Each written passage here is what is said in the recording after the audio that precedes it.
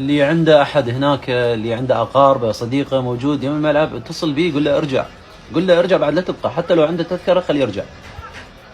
ترى انا عندي تذاكر، هذه عندي تذاكر، انا ما قمت ما اوزع، ما انطي تذاكر صراحه، قمت ما انطي لان ممكن اكون سبب اذيه احد. فعندي تذاكر، عندي اكثر من 100 150 تذكره ما راح انطيهم، مستعد ان اشققها للتذكره وما انطيها حتى ما اكون سبب اذيه احد. مو طبيعي هذا اللي يصير، هذا النجاح اللي صار بالبطوله لا يخرب باخر لحظه، حرام. بطوله ممكن النهايه ممكن انه راح ينتقلوا البلد اخر. اهم شيء سلامه الناس، سلامه العالم، مو طبيعي هذا الشيء اللي يصير. كابتن، احنا امس تقريبا حذرنا عن التدافع، لكن حتى الان ما توقعت انه يوصل التدافع بهذه الكم وهذه الدرجه. حقيقه هذا يعني تدافع يخوف، مخيف صراحه. فارجو من خلال منصتك ان اللي يسمعنا لا يحضر، حتى لو عنده تذكره لا تحضر، استمتع، شوفها في التلفزيون، شجع منتخب بلادك وافرح بالفوز ورفع الكاس ان شاء الله. لكن بهذه الدرجه، بهذه هذا التدافع حتفسدون الفرحه وتزعلون وتسببون مشاكل لاهل الجماهير اللي حاضره في المباراه. فارجوكم عدم التدافع، حتى لو عندك تذكره لا تحضر. خالد، انا والله يعني مصدوم من قضيه التدافع، واحنا كنا نقول دائما وابدا اذا عندك تذكره روح الملعب. والان التدافع هذا في النهايه قاعد يضر سمعتكم انتم يا اخواني العراقيين.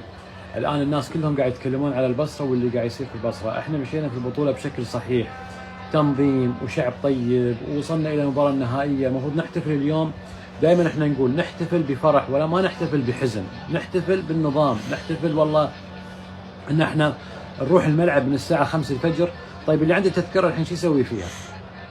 فارجو يعني اللي عنده تذكره الحين واللي ما عنده تذكره يا اخي خلاص يقعد في بيتك، حاولوا انكم تروحون تقعدون في اماكن فيها تجمعات مثل شاشات التلفزيون وكذا، لان هذا اللي قاعد يصير مش في صالحكم انتم. طيب مش في صالحك انت اللي تروح، انت عارف انه في زحمه، بعد تروح بينهم في النص، هذا خطر.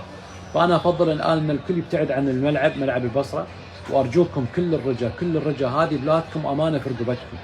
احنا كلنا مسؤولين عن حب وامن هذا البلد. بكل بساطه ابعد عن الملعب الان. يا جماعه الخير، ترى ممكن اللعبه ممكن انه تتاجل، ممكن انه تنقل، ما تكون موجوده بعد بالبصره.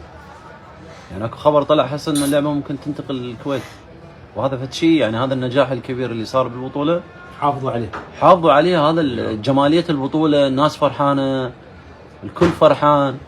ممكن بسبب مباراه نهائيه ممكن يعني طبيعي جدا انه بعد ما تصير اي بطوله او اي مباراه بالعراق تواصلوا شباب، تواصلوا ويا اهلكم ويا اصدقائكم. مو طبيعي هذا الملعب هسه انملى. يعني هسه حتى اللي رايح هناك شو يسوي؟ ايش راح يسوي؟ يعني الملعب مليان خلاص، امتلى الملعب، مباراه الساعه 7 وامتلى الملعب. ترى يعني 99% راح تتاجل المباراه. بلغوا اللي موجود هناك المباراه راح تلغي. مو صحيح، هذا شيء مو صحيح، هذا ياثر.